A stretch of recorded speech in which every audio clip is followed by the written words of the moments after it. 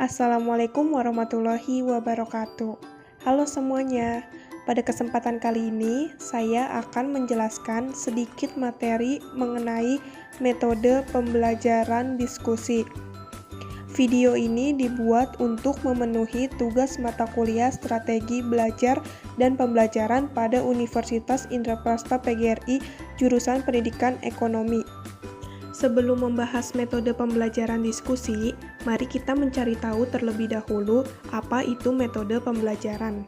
Menurut Iskandar Wasit dan Sunendar pada bukunya tahun 2011 halaman 56 mengatakan bahwa metode pembelajaran adalah cara kerja yang sistematis untuk memudahkan pelaksanaan berbagai kegiatan pembelajaran untuk mencapai tujuan yang diinginkan atau ditentukan.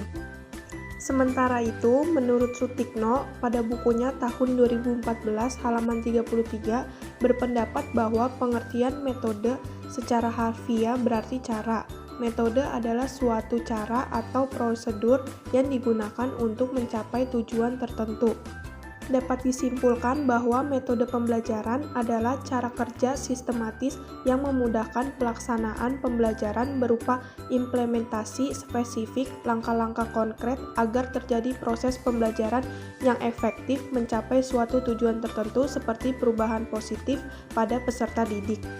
Ada beberapa macam metode pembelajaran yang dapat digunakan oleh tenaga pengajar.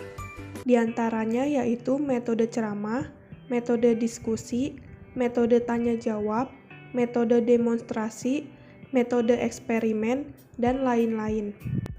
Pada kesempatan kali ini, kita akan membahas sedikit lebih dalam mengenai metode diskusi.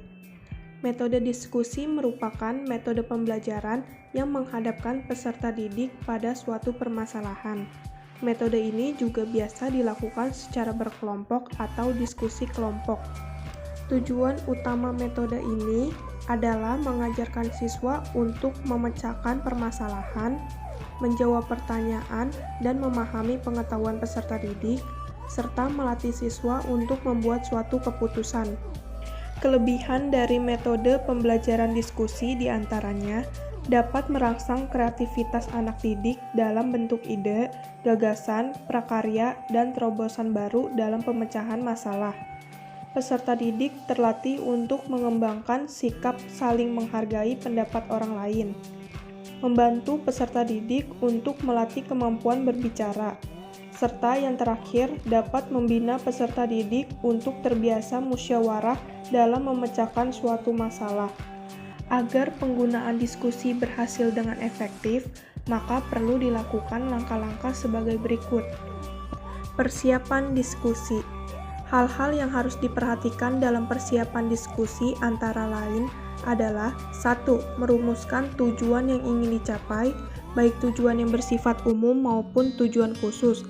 2. Menentukan jenis diskusi yang dapat dilaksanakan sesuai dengan tujuan yang ingin dicapai. 3. Menetapkan masalah yang akan dibahas. 4. Mempersiapkan segala sesuatu yang berhubungan dengan teknis pelaksanaan diskusi, misalnya ruang kelas dengan segala fasilitasnya, petugas-petugas diskusi seperti moderator, notulis, dan tim perumus manakala diperlukan. Pelaksanaan diskusi. Beberapa hal yang perlu diperhatikan dalam melaksanakan diskusi adalah 1. Memeriksa segala persiapan yang dianggap dapat mempengaruhi kelancaran diskusi. 2. Memberikan pengarahan sebelum dilaksanakan diskusi, misalnya menyajikan tujuan yang ingin dicapai serta aturan-aturan diskusi sesuai dengan jenis diskusi yang akan dilaksanakan. 3. Melaksanakan diskusi sesuai dengan aturan main yang telah ditetapkan. Dalam pelaksanaan diskusi, hendaklah memperhatikan suasana atau iklim belajar yang menyenangkan, misalnya tidak tegang, tidak saling menyudutkan, dan harus saling menghargai pendapat orang lain. 4. Memberikan kesempatan yang sama kepada setiap peserta diskusi untuk mengeluarkan gagasan dan ide-idenya. 5. Mengendalikan pembicaraan kepada pokok persoalan yang sedang dibahas. Hal ini sangat penting, sebab tanpa pengendalian biasanya arah pembahasan menjadi melebar dan tidak fokus. Lalu yang terakhir, menutup diskusi. Akhir dari proses pembelajaran dengan menggunakan diskusi, hendaklah dilakukan hal-hal sebagai berikut. 1.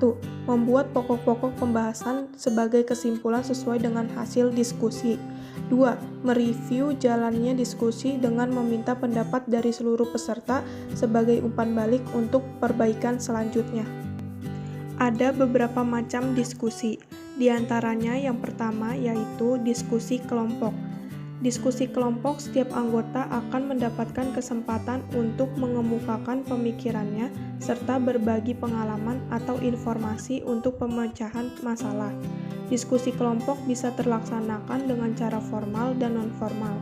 Diskusi kelompok berfungsi untuk melatih individu agar saling menghargai pendapat satu sama lain. Kemudian berikutnya ada diskusi pleno. Diskusi ini tindak lanjut dari diskusi kelompok. Dalam diskusi pleno, orang-orang datang dan berkumpul guna melaporkan hasil dari diskusi di dalam kelompoknya. Lalu selanjutnya ada diskusi panel. Diskusi panel diawali dengan penyampaian uraian atau pembahasan. Diskusi panel biasanya dilakukan untuk memperluas wawasan mengenai suatu masalah yang sedang banyak dibicarakan. Diskusi panel juga biasanya dilakukan untuk membahas suatu topik di depan umum seperti radio atau TV. Dan yang terakhir ada diskusi fak. Diskusi fak bertujuan untuk mengelola bahan diskusi secara bersama-sama di bawah bimbingan seorang ahli. Diskusi fak adalah suatu proses di mana orang saling bertukar informasi maupun pendapat agar bisa mencapai pengetahuan yang lebih tinggi dibandingkan sebelumnya. Manfaat metode pembelajaran diskusi bagi siswa diantaranya memberikan pemahaman pada siswa bahwa masalah dapat dipecahkan dengan berbagai jalan, memberikan pemahaman pada siswa bahwa dengan berdiskusi mereka dapat saling mengemukakan pendapat, dan yang terakhir membiasakan siswa untuk mendengarkan pendapat orang lain sekalipun berbeda dengan pendapatnya, serta membiasakan sikap toleransi. Sekian sedikit penjelasan mengenai metode pembelajaran diskusi. Semoga bermanfaat. Saya ucapkan terima kasih. Wassalamualaikum warahmatullahi wabarakatuh.